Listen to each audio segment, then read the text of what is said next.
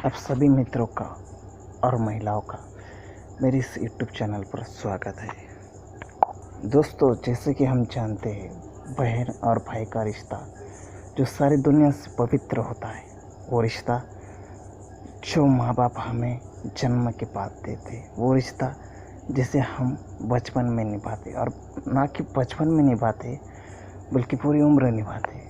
और इसी विषय पर आज मैं आपको कहानी सुनाने वाला हूँ कि भाई बहन का रिश्ता कितना पवित्र होता है। तो फ्रेंड्स, ये कहानी है सौम्या की, माँ बाप की इकलौती बेटी सौम्या की। दरअसल सौम्या अपने घर में एक अकेली होती है, उसे कोई भाई नहीं होता, इसलिए वो गुमसुम सी रहती है। सभी बहनों को कोई भाई नहीं होता, वो बचपन से ही अकेली होती है। ना उससे कोई बातें करता था, ना बातें करता है। फ्रेंड्स हमेशा उसकी मजाक उड़ाते थे कि देखो तुझे भाई नहीं है, तुझे भाई नहीं है। और वो हमेशा नाराज़ होकर एक कोने में जाकर बैठ जाती थी। उसे ये लगता था कि भगवान ने उसके साथ ऐसा क्यों किया, सभी को भाई दिए लेकिन उसे क्यों नहीं दिया। और इसी बात से हमेशा वो भगवान पर गुस्सा रहती थी, और कभी भी वो ये बात किसी को जताती नहीं थी कि वो अंदर से कितना दुखी है। वो हर बार नाराज़ रहती, लेकिन उसका भी दिल करता था कि उसका भी भाई हो और वो भी भाई अपना हक जताए, उसे राख के बांधे। लेकिन ये उसके नसीब में ही नहीं था, और शायद भगवान ने भी उसे ये सब कुछ सहने के लिए छोड़ दिया था। लेकिन उसके सरल स्वभाव और अच्छे व्यवहार की वजह से शायद उसे कुछ ऐसा मिलने वाला था जिसकी उसने कभी अपेक्षा नहीं की थी। वो कहते हैं ना, अच्छे इंसान के साथ कभी भी अच्छा ही होता है। तो यहाँ सौम्या को उसका भाई मिलने वाला था। हाँ फ्रेंड, सगा नहीं लेकिन मिलने वाला था भाई। तो एक दिन सौम्या जाती है मंदिर में भगवान की पूजा अर्चना करने, और वही बाजू में सुरेश खड़ा होता है और भगवान के सामने कुछ कह रहा होता है। उतने में सौम्या आती है और भगवान के सामने हाथ जोड़कर खड़ी हो जाती है। और सुरेश बाजू में खड़ा रहकर भगवान से कहता है कि भगवान, तूने मुझे धन दौलत तो बहुत दे दी, लेकिन एक बहन नहीं दे सका। मुझे बहुत कमी खलती है बहन की, बहुत कमी खलती है। क्या करूँगा इतनी सारी दौलत का, जब मेरे पास कोई है ही नहीं जिसके साथ मैं खुशी बांट सकूँ। कहने को तो 3 भाई है मेरे, लेकिन कुछ भी काम के नहीं। उन्हें तो मेरे साथ वक्त बिताने का वक्त भी नहीं है। सोचता वो बहन होती तो उसके साथ गप्पे मारता, ऐसा करता वैसा करता, बहुत मस्ती करता, बहुत प्यार देता उसे। लेकिन भगवान, तूने मुझे बहन ही नहीं दी, तो मेरा नाराज़ होना तो बनता है। और वो नाराज़ होते हुए, रोते हुए मंदिर से बाहर चला जाता है, और बाहर जाकर एक कोने में जाकर चुपचाप बैठ जाता है, क्योंकि वो दिन रक्षाबंधन का होता है और उसे आज के दिन बहन की बहुत कमी सताती है। लेकिन ये बात तो किसी से कह भी नहीं सकता था, क्योंकि ये बातें सभी से कही नहीं जा सकती। बहन और भाई का जो रिश्ता होता है वो बहुत पवित्र होता है। ये रिश्ता जो भगवान स्वयं बनाता है, और इन्हीं रिश्तों के बाद सभी रिश्तों की शुरुआत होती है।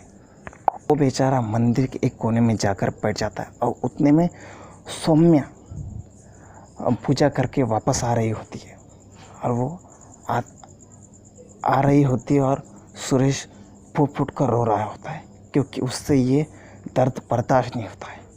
और वो रो रहा होता है, और उतने में सौम्या पूछती है क्या हुआ। तो वो कहता है, आज के दिन मैं बहुत अकेलापन सा महसूस कर रहा हूँ।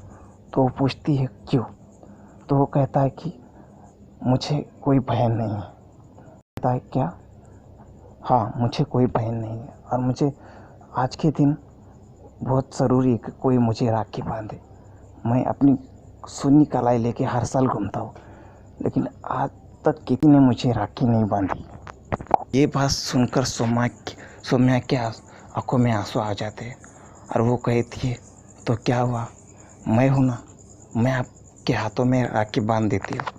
तो ये सुनकर सुरेश कहता है, सच में तुम मुझे राखी बांधोगी? सौम्या कहती है, हाँ मैं बांधूंगी।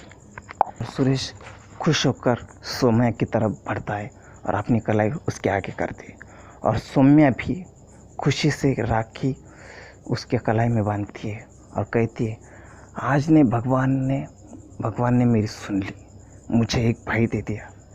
मैं कब से इस दिन का इंतज़ार कर रही थी कि मेरा कोई भाई होता और मैं उसके कलाई में राखी बांधती। और ये सुनकर सुरेश के भी आंखों में आंसू आ जाते हैं और सुरेश भी कहता है कि भगवान ने भी मुझे आज एक बहन दे दी।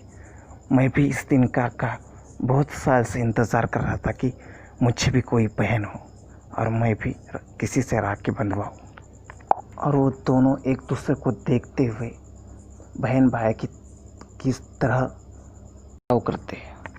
और फिर सौम्या सुरेश को राखी बांधने के बाद उसे मीठा खिलाती है और कहती है, भैया आप कहाँ से हो?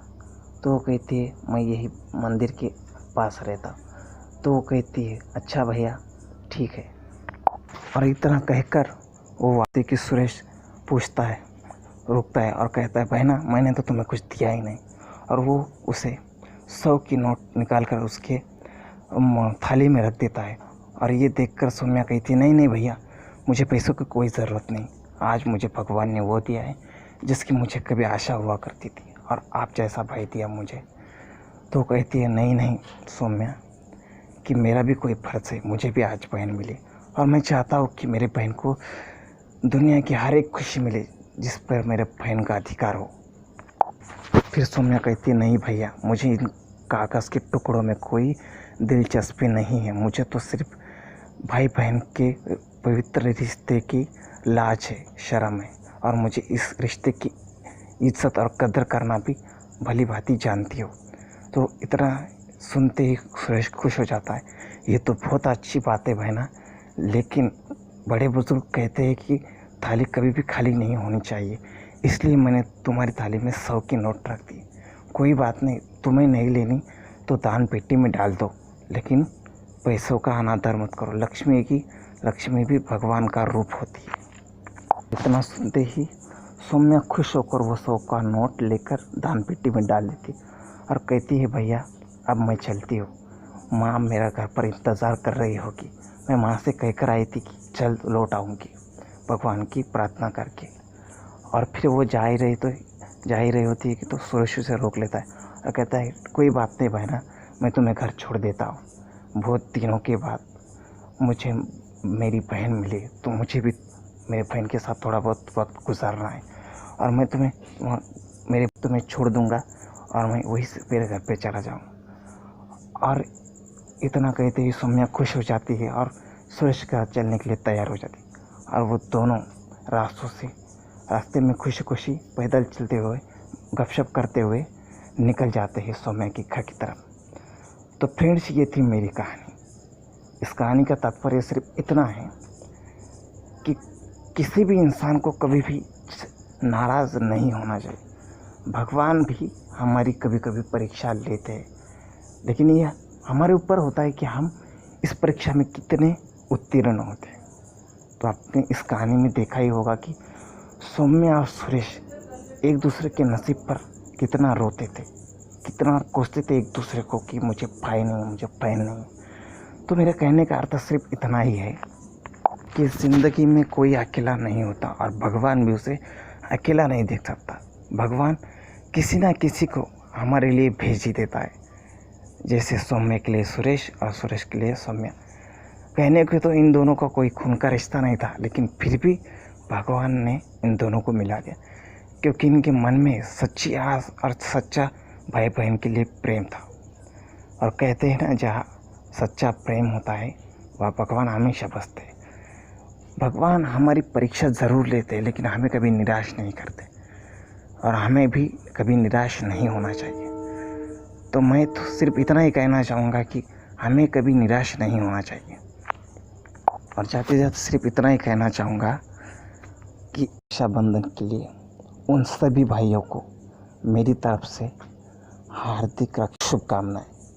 उन बहनों को भी जिन्हें भाई नहीं है और उन भाइयों को भी जिन्हें बहन नहीं। मैं आशा करता हूँ ऐसे भाइयों बहनों को बहन मिले और किसी को भाई मिले। Bye friends.